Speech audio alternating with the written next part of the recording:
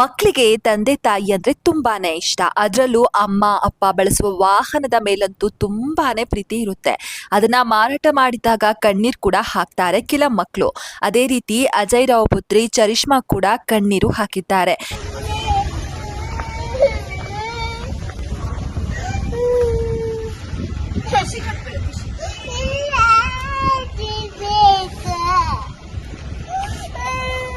ಕಿಸಿ ಕೊಡು. ಯುದ್ಧಕಾಂಡ ಸಿನಿಮಾಗೆ ನಿರ್ಮಾಪಕರಾಗಿರುವಂತಹ ಅಜಯ್ ರಾವ್ ಅವರು ತಮ್ಮ ಸಿನಿಮಾಗೆ ಬಂಡವಾಳ ಕಡಿಮೆಯಾದಾಗ ತಮ್ಮ ಫೇವರೆಟ್ BMW ಕಾರ್ನ ಮಾರಾಟ ಮಾಡಿದ್ದಾರೆ.